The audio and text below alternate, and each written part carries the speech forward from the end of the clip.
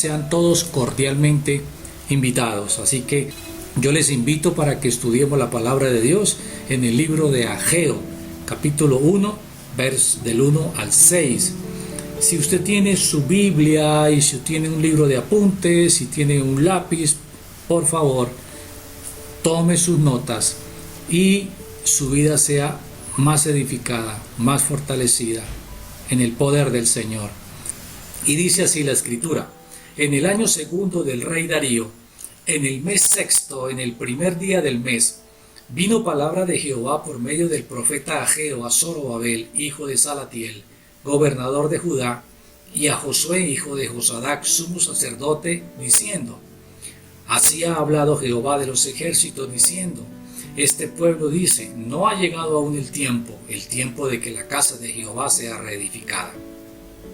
Entonces vino palabra de Jehová por medio del profeta Ageo, diciendo: es para vosotros tiempo, para vosotros de habitar en vuestras casas artesonadas, y esta casa está desierta. Pues así ha dicho Jehová de los ejércitos: meditad bien sobre vuestros caminos. Sembráis mucho, recogéis poco, coméis y no os saciáis, bebéis y no quedáis satisfechos, os vestís y no os calentáis. El que trabaja jornal recibe su jornal en saco roto. Hagamos historia acerca de cuando el pueblo de Israel, pues más que nada exactamente el pueblo de Judá, regresa del cautiverio de los 70 años de esclavitud en Babilonia. Dice la Escritura que Dios inspiró, Dios despertó el espíritu de Ciro para que decretara una orden para que el pueblo de Israel saliera y dejara Babilonia y se fuera a Jerusalén a construir y a reedificar la casa del Señor. Dice la Escritura, aproximadamente 40.000 judíos regresaron, otros se quedaron, ya habían echado raíces, ya se habían acostumbrado a la cultura, ya muchos se habían casado, habían tenido hijos, pero dice la Biblia, de aquellos que Dios despertó el espíritu, regresaron, 40.000 regresaron. Pero la orden de Dios era que regresaran a edificar el templo. ¿Qué quería de Dios con este pueblo? Dios quería que nuevamente el pueblo de Israel regresara a Jerusalén, regresara a la ciudad, con el propósito de que nuevamente comenzar esa relación con Dios, esa comunión con Dios, que nuevamente el pueblo de Israel se aferrara a Dios como su única esperanza, como su único guía. Ya habían pasado 70 años de esclavitud donde Dios, a través de este momento difícil, de este tiempo de 70 años, Dios arrancó del corazón del pueblo de Israel la idolatría. Ahora era un nuevo comienzo, ahora era un nuevo día, ahora era nuevamente comenzar, y Dios tendría que ser la guía, Dios tenía que ser nuevamente su motivación, Dios tendría que ser nuevamente su fuente de vida para que ellos continuaran adelante. Dice la Escritura que cuando en este capítulo de 1 del libro de Ageo, ya habían transcurrido 20 años de haber regresado el pueblo de Babilonia, pero que debido a las dificultades, a los problemas, que los pueblos vecinos se opusieron a que continuaran con la obra, pronto se desanimaron, pronto bajaron sus brazos y no continuaron en la obra que Dios les había encomendado.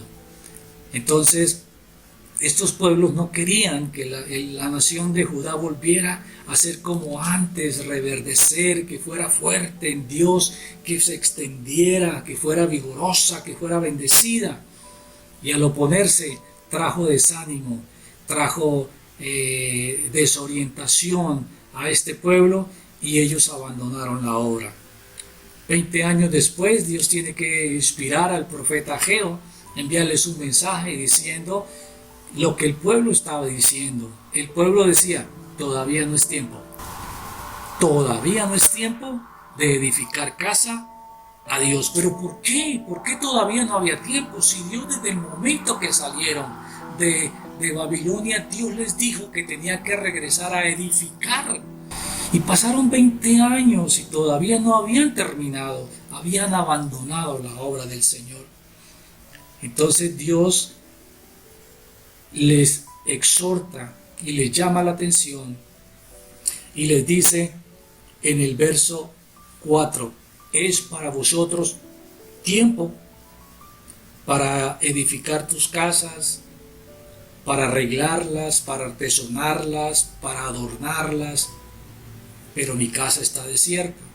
Es decir, pueblo de Judá, hay tiempo para ustedes, hay tiempo para su trabajo, hay tiempo para sus quehaceres, hay tiempo para todas sus actividades, pero para mí no hay tiempo. Oye, hermano, y eso se parece mucho en estos tiempos que estamos viviendo, ¿verdad? El hombre se mete tanto en sus actividades, en sus quehaceres, en sus placeres, en todo, que se olvida de Dios. No hay tiempo para Dios. No hay tiempo para las cosas de Dios. Solo el hombre se concentra en su propia fuerza, en su propio conocimiento, a querer lograr las cosas por sí mismo. Pero no podemos hacerlo de esa manera. Necesitamos a Dios. Necesitamos a Dios en nuestras vidas, necesitamos a Dios en nuestros hogares, necesitamos a Dios en el gobierno, necesitamos a Dios en medio de las esferas políticas, necesitamos que Dios se mueva allí en medio de todos los hombres, no solamente de Colombia, sino de todo el mundo. Que Dios sea la guía, que Dios sea el centro, para que haya una verdadera comunión entre Dios y los hombres. Pero el pueblo de Israel se había desanimado y no había querido continuar con la obra.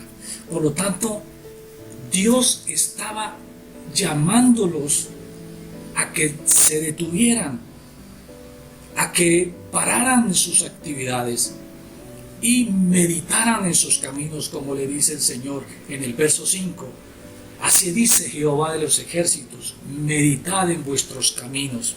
En medio de toda la trifulca, de todo el movimiento, de todo el sazón de la vida, en todos nuestros quehaceres, necesitamos parar, necesitamos quedarnos quietos y meditar en nuestros caminos.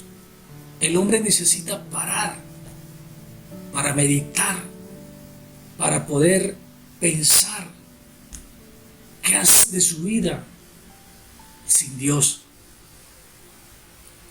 En medio del desenfreno, en medio de tantas angustias, de tantas situaciones que queremos nosotros mismos, quizás decimos, tenemos el conocimiento, tenemos la fuerza, tenemos todo, no necesito a Dios, yo salgo de esta solo. No podemos. El hombre no tiene la capacidad por sí mismo de salvarse. El hombre no tiene la capacidad por sí mismo de solucionar sus problemas. Necesitamos a Dios, el hombre necesita a Dios. Y entonces el pueblo de Israel es llamado, Dios le llama la atención para que paren y recapaciten. ¿Cuál ha sido el fruto? ¿Cuál ha sido el resultado de esos caminos? ¿Qué fruto tienen de ese trajinar diario? ¿O cuál es en esos momentos el resultado de trabajar mucho, de comer mucho, de abrigarnos, de trabajar horas extras, de trabajar arduamente? Si al final malas cosechas, al final problemas con los alimentos y al final problemas con el dinero. Y el pueblo de Israel se le presentó eso, por no haber hecho caso a la palabra, por no haber buscado al Señor como Dios les dijo. Sembraban mucho, verso 6, y recogían poco. Comían y no se saciaban, bebían y no quedaban satisfechos. Se vestían y no se calentaban en tiempo de invierno. Y el que trabajaba era como si todo lo que consiguiera, todo lo que ganaba, lo echara en saco roto. empezó el pueblo de Israel a tener crisis. Crisis con la familia, crisis en el trabajo, crisis con el dinero, pero había un resultado, había una consecuencia, había una raíz. No habían tenido en cuenta a Dios. Y así pasa hoy en día, en medio de tantas vaivenes de la vida, por no tener en cuenta a Dios, estamos pasando estas dificultades, estamos pasando estos problemas. El hombre con sus actitudes y con sus acciones ha hecho que Dios permita lo que estamos pasando. Es porque Dios lo ha hecho con un propósito. Dios lo ha hecho con una intención. Es que, hombre, pares. Querido amigo, que pares en tu loca carrera. Que pares, que hagas un alto en tu camino y te sientes a meditar y te sientes a pensar en lo que ha sido de su vida sin Dios. Todo lo que ha logrado, todo lo que ha hecho, todo lo que está pasando, todo lo que está viviendo, alejado de Dios, lejos de la presencia de Dios. Como diciéndole: Dios, no te necesito, yo puedo solo. Pero a última hora te das cuenta que estás en una encrucijada, que estás en medio de un problema, que no puedes salir de allí y que necesitas de la presencia de Dios. El Señor los llama a hacer una reflexión. El Señor los llama a que mediten, a que piensen. Y para eso necesitamos parar. Y para eso el hombre necesita parar en todas sus actividades. ¿Qué es la palabra meditar? La palabra meditar es la palabra griega súmbalo, que significa considerar las cosas. Entonces Dios nos llama a que consideremos las cosas. Dios nos llama a que meditemos cuál ha sido el resultado, cuál ha sido el fruto de esa vida sin Dios. El pueblo tenía una incansable actividad, pero a pesar de su entrega al trabajo, al sacrificio puesto en cada una de estas tareas, no estaban dando los resultados que ellos estaban esperando. Malas cosechas, como dije anteriormente, poco alimento y falta de dinero. No había fruto. Los resultados eran nulos. Los resultados eran cero.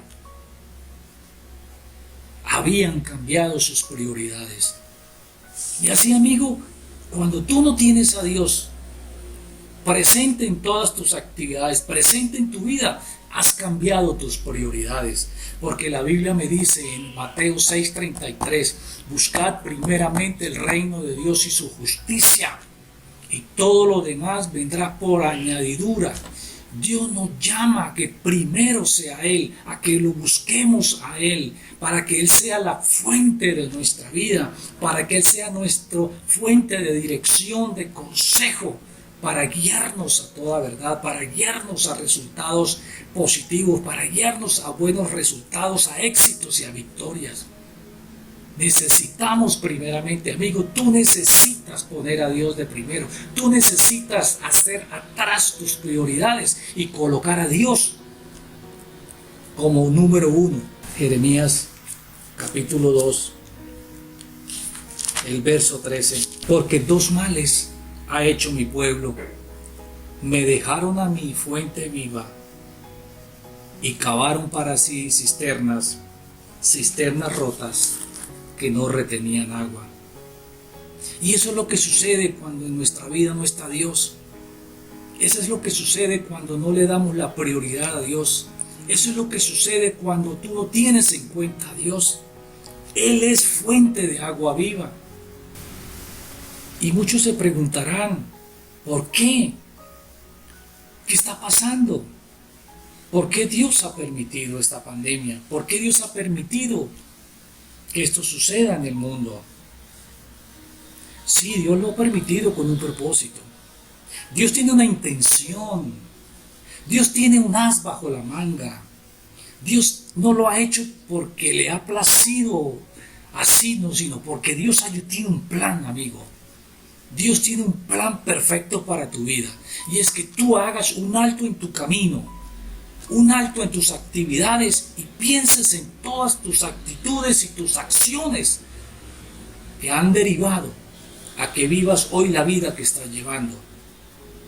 Hoy Dios ha querido que el hombre se encierre en sus casas y medite, que haga un alto, que piense en su familia, que piense en sus hijos, que piense en su esposa, que piense en su matrimonio, que piense en las cosas que está haciendo, de las cuales no has visto resultado, no has visto ningún fruto de tu caminar.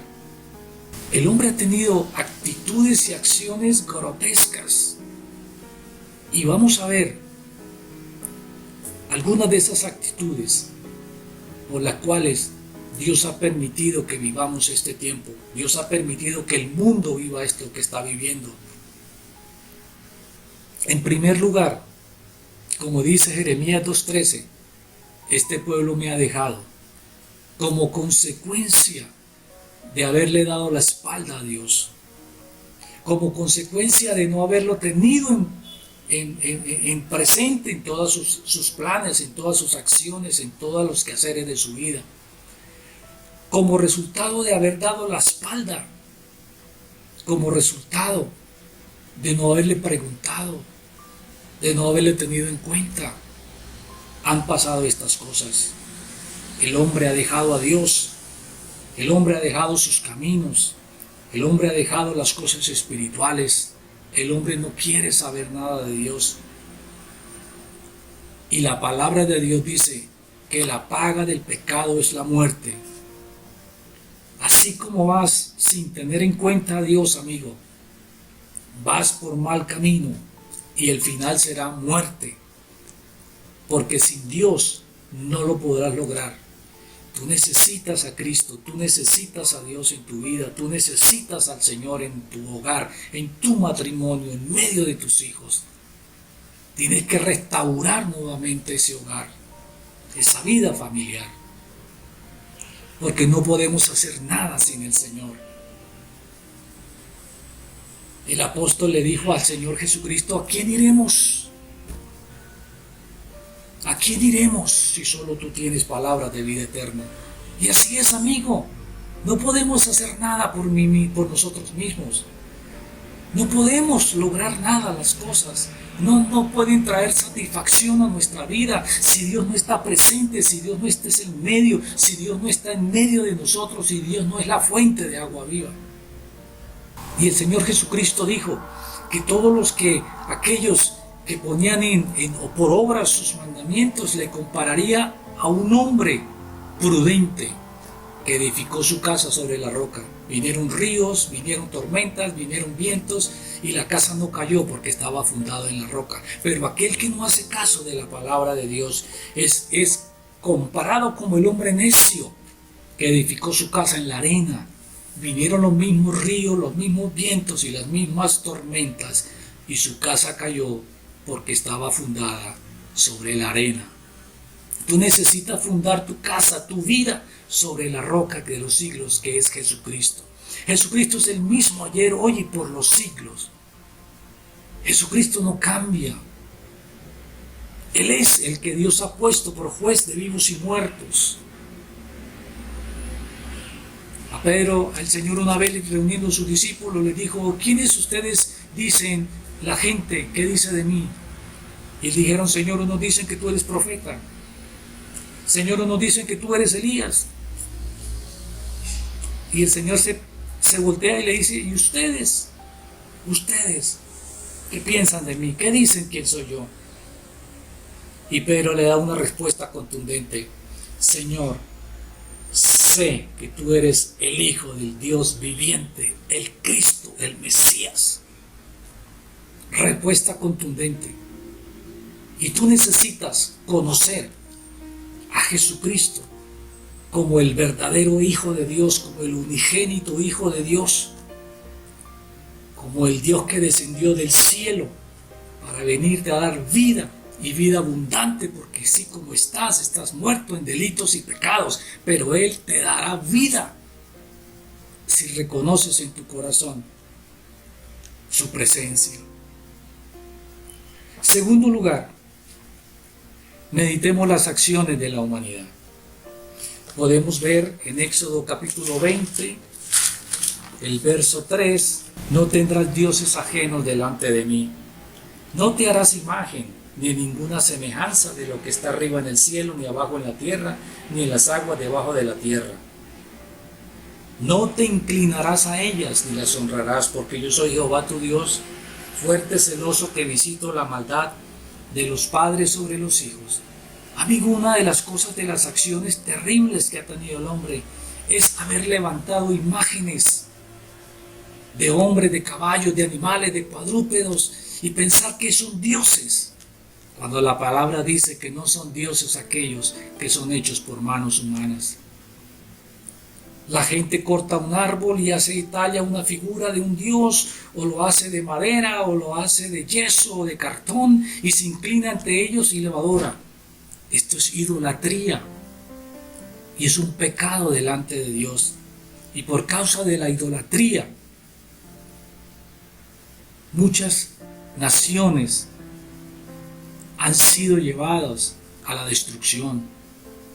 Por causa de la idolatría fue llevado este pueblo de Israel, este pueblo de Judá, de esclavos 70 años a Babilonia, por causa de la idolatría. No puedes adorar imágenes, ni de yeso, ni de madera, porque esto no agrada a Dios. No puedes sino adorar al único que es digno de adoración. Su nombre es Jesucristo, el Hijo de Dios. Y también porque en medio de la idolatría, dice la palabra de Dios en 1 de Corintios, en el capítulo 10, versos 19 y 20, ¿qué digo pues? ¿Que el ídolo es algo, o que sea algo lo que se sacrifica a los ídolos? Antes digo que los gentiles sacrifican, a los demonios los sacrifican, y no a Dios. Amigo, cuando tú te inclinas ante una imagen de María, de Juan, de Pedro, de Santo Tomás, te estás inclinando ante los demonios, no estás adorando a Dios. Lo dice la Escritura, lo acabamos de leer. Estás adorando a los demonios. A esos demonios que están, esos espíritus que están detrás de todas esas imágenes, y impresionando tu vida para que sigas en ese mundo de oscuridad, donde Dios quiere sacarte, donde Dios quiere darte libertad. Dios quiere que conozcas al único Dios vivo y verdadero. Jesús dijo, Dios es espíritu, y los que le adoran es necesario que lo adoren en espíritu y en verdad. Tú necesitas conocer a ese Dios en espíritu y en verdad, para que verdaderamente le adores. En segundo lugar, dice la Biblia en Isaías, capítulo 1, versos 15 y 17, de la siguiente manera: cuando extendáis vuestras manos, yo esconderé de vosotros mis ojos. Asimismo, cuando multiplicáis la oración, yo no oiré. Llenas están de sangre vuestras manos. ¿Por qué Dios no escucha la oración? ¿Por qué Dios no escucha el clamor? Dios mismo da la respuesta: porque sus manos están llenas de sangre. Y dice: lávense y límpiense, quiten la iniquidad de vuestras obras de delante de mis ojos, dejen de hacer lo malo, aprendan a hacer el bien, busquen el juicio, restituyan al agraviado, hagan justicia al huérfano y amparen a la viuda. ¿Cuántos males has hecho? ¿Cuántas veces has engañado? ¿Cuántas veces has mentido? ¿Cuántas veces has transado y has obtenido las cosas a través de la mentira, del engaño y la maldad? ¿Cuántas veces lo has hecho? Y ante eso Dios no va a escuchar tu oración si no te arrepientes y te vuelves a Él de corazón. Otra circunstancia la encontramos en Isaías capítulo 24. En el verso 5 dice el Señor: y la tierra se contaminó bajo sus moradores, porque traspasaron las leyes, falsearon el derecho, quebrantaron el pacto sempiterno. ¿Sabe qué es esto? Cuando dice que traspasaron las leyes,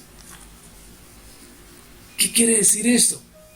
Que el hombre se fue más allá de la ley, quebrantó la ley, se fue más allá sin autorización, lo hizo con pleno conocimiento.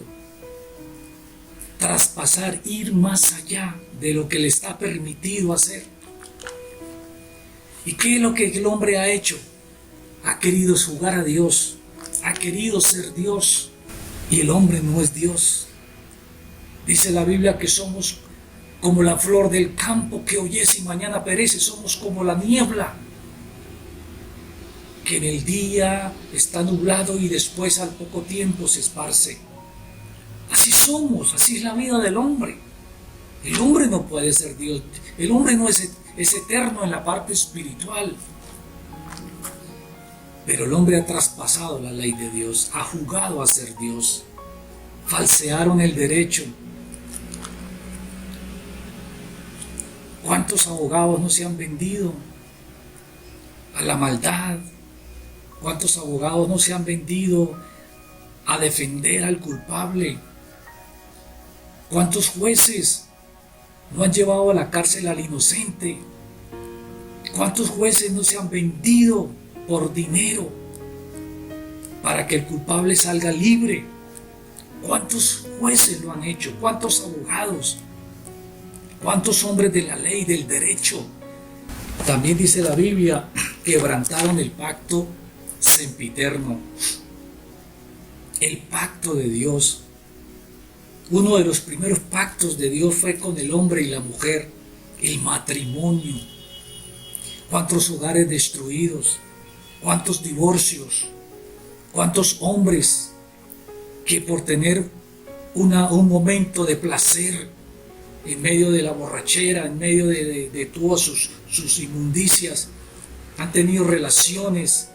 Y cuando esta mujer le dice está embarazada de él, las deja, las abandona. Niños que no saben quiénes son sus padres, niños que han sido abandonados por sus padres, han sido dejados por completo. Niños que han sido llevados a la droga, han sido llevados al homicidio, han sido llevados como tráfico de humanos. Esto no es bueno delante de Dios. Esto Dios no lo puede aceptar. Esto Dios no lo puede recibir, porque son violaciones a sus principios, son quebrantamientos a sus leyes. Y toda decisión que yo haga tiene consecuencias. Toda decisión que tomes tiene consecuencias. Malaquías 2:15. ¿No hizo él uno, habiendo en él abundancia de espíritu? ¿Y por qué uno? Porque buscaba una descendencia para Dios. ¿Te das cuenta que cuando una pareja, un hombre y una mujer se casa, es con el propósito de tener hijos, de fructificar, de multiplicarse, y que esa descendencia de la cual el hombre y la mujer comienzan a tener hijos es para Dios? Dios quiere que sus hijos sean para Él. Dios quiere que tú les enseñes los caminos de Dios, que sean hombres de bien, que sean hombres íntegros, que sean hombres honestos. Pero si tú no eres honesto, ¿cómo le vas a enseñar a tu hijo honestidad? Si tú eres mentiroso, ¿cómo le dices a tu hijo que no mientas? Si tú engañas, ¿cómo le dices a tu hijo que no engañes? Si el ejemplo de tu hijo eres tú, si el ejemplo de tu hogar eres tú, ¿cómo le vas a decir a tu hijo que ame a su mujer si tú no la amas? ¿Cómo le dices a tu hijo que no golpees a su mujer si tú la golpeas? Todas estas cosas han traído entonces de parte del Señor a que el Señor nos exhorte, a que el Señor exhorte las naciones, el Señor exhorte al mundo. ¿Cuántos abortos, cuántos asesinatos Ahora a lo bueno se le llama malo, a lo malo se le llama bueno, a la homosexualidad todos la aplauden, qué bueno. ¿Cuántos países han aprobado que esas mismas parejas adopten hijos? Ese no es el modelo divino, ese no es el modelo de Dios. Para, detente. Medita en tus caminos, medita en tu manera de vivir, medita en lo que estás haciendo. Dios te está dando la oportunidad de que te vuelvas a Él, de que reconozcas tu pecado, de que reconozcas tu maldad, de que reconozcas tu acción, tu actitud para con Dios. Dios te ama, Jesús te ama, Él murió en la cruz del Calvario por ti, porque Él quiere cambiar nuestras vidas. La Biblia dice que el que está en Cristo, nueva criatura es. Las cosas viejas pasaron, todas son hechas nuevas. El Señor tiene poder de cambiar tu vida, de cambiar por completo tu manera de vivir, tu manera de pensar. Vuélvete al Señor. Y mire lo que Dios le dice al final en el libro de Ageo, verso 8. Subid al monte y traigan madera, reedifiquen la casa y pondré en ella mi voluntad. Amigo, vuélvete al Señor, que es amplio en perdonar. Dice el Señor en Zacarías capítulo 1:3, volveos a mí, yo me volveré a vosotros.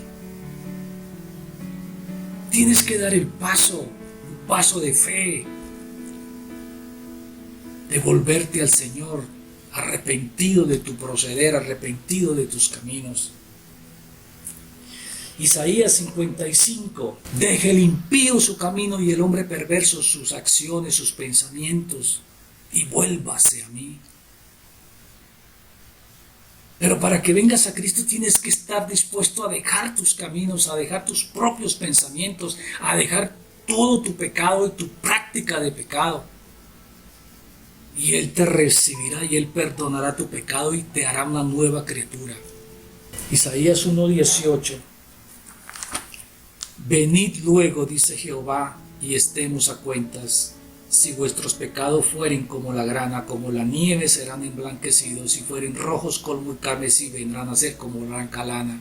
No importa lo que hayas hecho, no importa cuán negro sea tu pecado, no importa cuán grande sea tu modo de vivir, tu accionar, tu actitud. Dios dice que si te vuelves a Él, Él te perdonará. Y ese pecado está allí en tu vida escondido, que no te deja vivir, que no te deja dormir, que no te da paz. Dios te va a perdonar y va a hacer que esos pecados sean como la nieve, blancos. Y si fueren rojos como el carmesí, vendrán a ser como blanca lana. Amigo, vuélvete al Señor. Amigo, Dios te está dando la oportunidad. Para, haz alto en tu camino y vuélvete al Señor. Él te ama. Él te ama. Él no quiere que perezcas. Él no quiere que mueras. Él quiere que tú vengas ante Él arrepentido. Procedas al arrepentimiento. Cambies tu actitud. Cambie tu prioridad por Dios. Dios es el principio de todas las cosas. A Él sea la gloria y la honra. Querido amigo, te bendigo. Te invito para que le entregues tu corazón a Cristo. Abra tu corazón y pídele al Señor que entre en tu vida sinceramente. Y pídele que perdone tus pecados. Pídele que te cambie, que te transforme. Pídele al Señor, a través de su Espíritu Santo, que le haga una nueva criatura para la gloria del Señor. Que cambies tu prioridad, que cambies tus acciones, que cambies tus actitudes. Dios te bendiga, mi amigo, hermano querido, Dios te bendiga. Le damos la gloria al Señor. Hasta una nueva oportunidad. Bendiciones.